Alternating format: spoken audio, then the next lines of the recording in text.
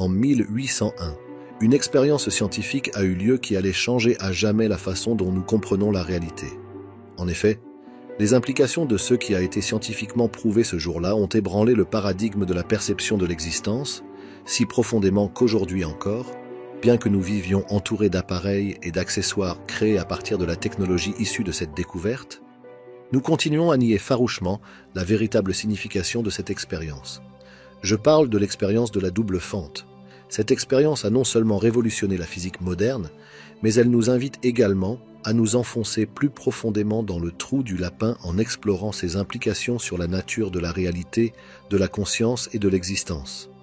Par conséquent, bienvenue dans l'une des plus grandes découvertes de l'humanité. Aujourd'hui, vous comprendrez scientifiquement comment vous créez votre réalité. Êtes-vous au courant que notre réalité est gouvernée par des principes anciens et profonds? Le livre « Le Kybalion » révèle des secrets hermétiques en expliquant le fonctionnement de l'univers.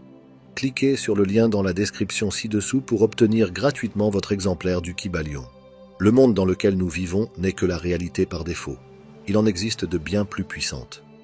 Cliquez sur le lien dans la description ci-dessous pour rejoindre gratuitement le portail et sauter dans une nouvelle réalité.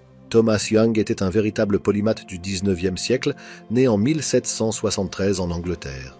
En outre, il était l'un de ces rares génies qui maîtrisent de multiples domaines de connaissances. En plus d'être physicien, il était également médecin, linguiste et égyptologue, contribuant de manière significative à l'étude de l'optique, de l'acoustique et même au déchiffrage de la pierre de Rosette. De plus, Young était connu comme le dernier homme qui savait tout, en raison de sa curiosité insatiable et de son intelligence à multiples facettes. En 1801, il a mené une expérience qui allait changer à jamais notre compréhension de la lumière et de l'énergie solaire, et par la suite de la réalité elle-même.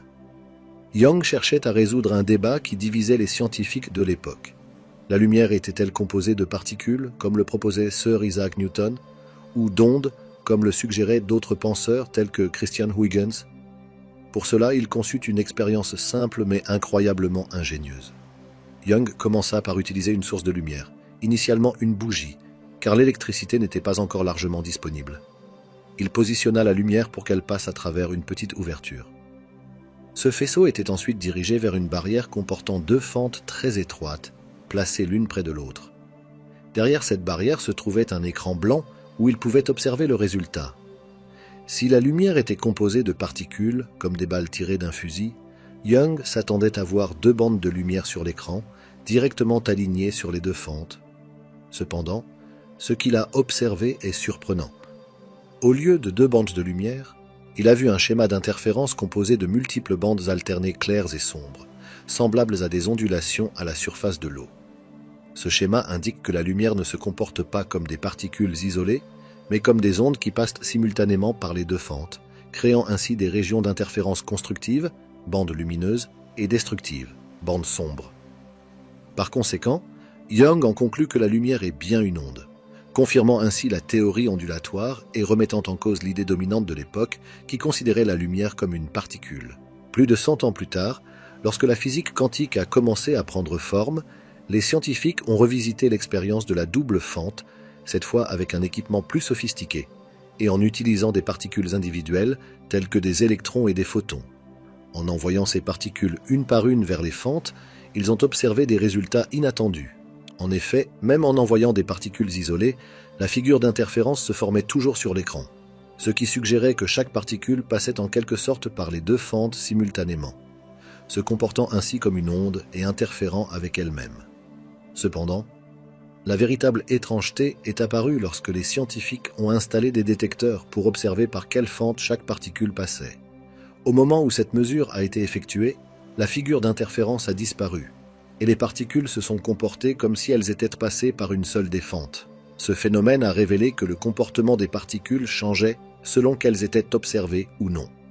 En d'autres termes, la simple présence d'un observateur semblait déterminer si les particules se comportaient comme des ondes ou des particules. Ce phénomène a été appelé effondrement de la fonction d'onde par Werner Heisenberg, un physicien théoricien allemand, et est devenu un concept central de la physique quantique.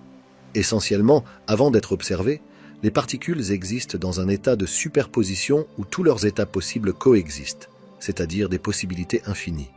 Mais au moment de l'observation, elles choisissent un seul état. L'expérience de la double fente nous montre qu'au niveau quantique, la réalité n'est pas fixe ou déterminée, mais qu'il s'agit d'un champ de possibilités infinies qui ne se manifeste pleinement qu'en réponse à l'interaction avec un observateur. Cela nous amène à une question troublante. Quel est le rôle de l'observateur dans l'univers ? La conscience humaine, apparemment si distincte du monde physique, semble jouer un rôle fondamental dans le comportement de la matière au niveau quantique. Cependant, Hermès Trismégiste nous a donné la réponse il y a longtemps. Imaginez que vous vous teniez devant une porte fermée, derrière laquelle il pourrait y avoir un chien, un chat ou même rien. Plusieurs possibilités coexistent parce que vous n'avez pas encore ouvert la porte et regardé dans le monde quantique. Il se passe quelque chose de similaire avec les particules avant qu'elles ne soient observées. Mais dès que vous regardez ou mesurez une de ces particules, quelque chose de magique se produit. Toutes les possibilités s'évanouissent et une seule devient réelle. C'est ce que nous appelons l'effondrement de la fonction d'onde. La simple attention de l'observateur transforme la possibilité en réalité. Dans la vie, cela signifie que tout ce sur quoi nous concentrons notre attention grandit et prend forme.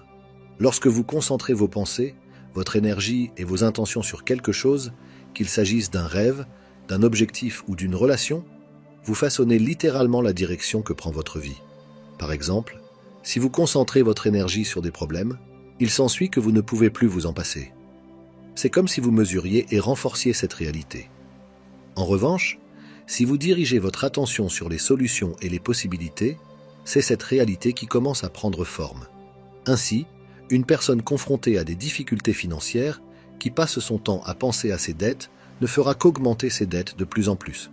Par contre, si elle se concentre sur la façon de gagner de l'argent pour payer ses dettes, la solution, l'opportunité ou la connexion apparaîtra bientôt.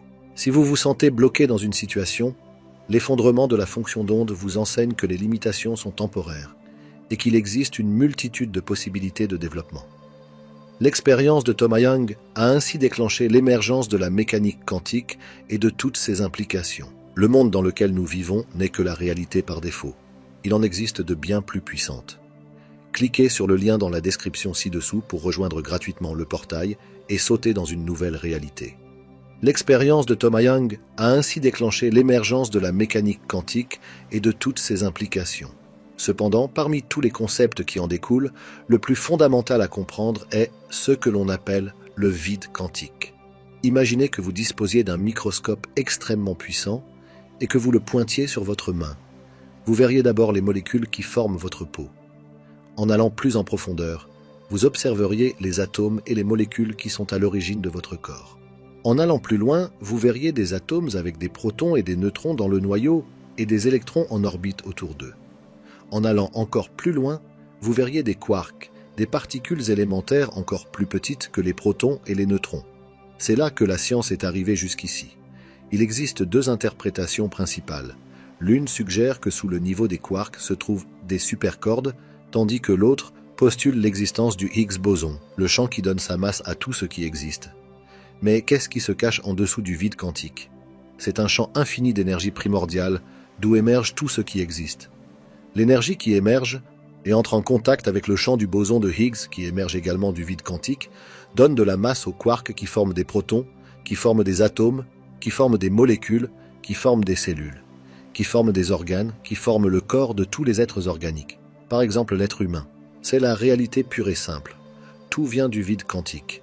En effet, tout ce qui existe, tout le reste est soit une émanation, soit une auto-organisation de ce vide quantique. Les autres interprétations sont métaphoriques, et toute métaphore est valable tant qu'elle est comprise comme telle. En outre, tout ce qui existe est constitué d'énergie primordiale.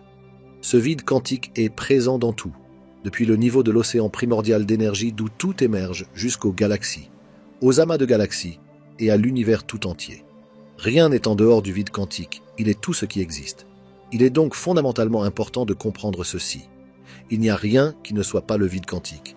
C'est l'énergie présente dans tout, c'est de l'énergie pure, sans masse ni matière. La masse n'apparaît que lorsque l'énergie interagit avec le champ de Higgs boson, qui provient également du vide quantique. Lorsque les gens comprendront qu'ils sont formés par le vide quantique et que tout le reste l'est également, tous les problèmes disparaîtront. En effet, tout sera résolu. Être formé par le vide quantique signifie que son essence est à l'intérieur de chaque personne. Cette essence est ce que l'on appelle l'étincelle divine, une particule du vide quantique. Comme son empreinte digitale, chaque être qui existe a une étincelle divine individuelle et individualisée, émanant du vide quantique. Ainsi, l'étincelle est le vide quantique lui-même. Comprendre et reconnaître cela est ce qu'on appelle l'illumination.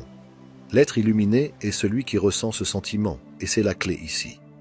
Sans ressentir l'étincelle divine, elle ne peut être acceptée, et donc l'illusion de la séparation continue. Pour aimer le tout, il faut ressentir que le tout est l'essence de tout, ce qui existe au niveau le plus profond. Le tout et la personne sont la même chose, mais la personne doit le ressentir. Quand quelqu'un ressent cela, il commence à laisser le tout résoudre tout. C'est ce que signifie l'abandon de l'étincelle divine, c'est-à-dire abandonner l'ego et laisser l'étincelle agir.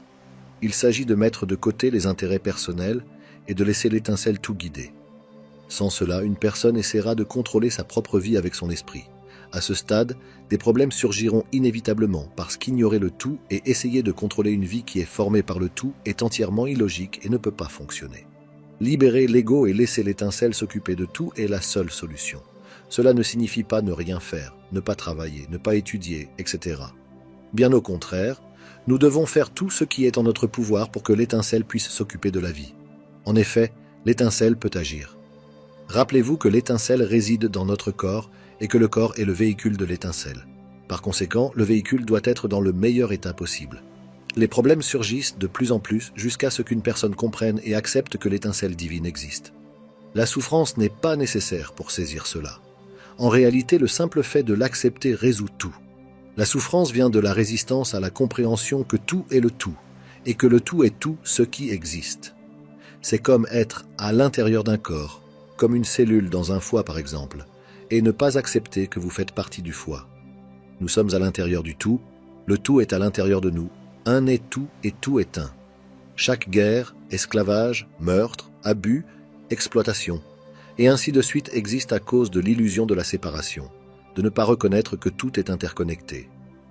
Ainsi, quand vous faites du mal à quelqu'un d'autre, vous vous faites du mal. Maintenant, laissez-moi vous demander, quelles sont les caractéristiques habituellement attribuées à Dieu ? Omniprésence, omnipotence, omniscience. Le vide quantique est l'océan d'énergie potentielle d'où tout émerge. En d'autres termes, il est présent en tout. Pour ceux qui ne comprennent pas encore, le vide quantique est Dieu, Dieu le Créateur, la source de toute chose. Par conséquent, la nouvelle compréhension du vide quantique est la compréhension de qui est Dieu, la source première de tout ce qui existe. Si l'humanité comprenait cela, toutes les guerres, l'exploitation, les abus, la faim et ainsi de suite cesseraient. Pour l'instant, la mécanique quantique reste un sujet de débat et de discussion, tout comme la théorie de la gravitation universelle de Newton et la relativité générale d'Einstein, même si elle est scientifiquement prouvée. Le changement de paradigme est si important que cette réalité est farouchement niée, mais la vérité finit toujours par se faire jour, que nous le voulions ou non. Un jour, tout cela sera enseigné dans les écoles aux enfants, tout comme la loi de la gravité. Max Planck, le père de la physique quantique et le créateur du terme « quantum », a dit un jour que la science progressait d'un enterrement à l'autre. C'est la fin de ce dossier. Les travaux de l'Institut de la réalité sont mis gratuitement à votre disposition, mais cela demande beaucoup de travail. C'est pourquoi, si vous avez apprécié cette vidéo, vous pouvez vous abonner à notre chaîne YouTube et laisser un j'aime sous cette vidéo. Nous reviendrons bientôt avec un autre dossier. Quantiquement, l'équipe de l'Institut de la réalité.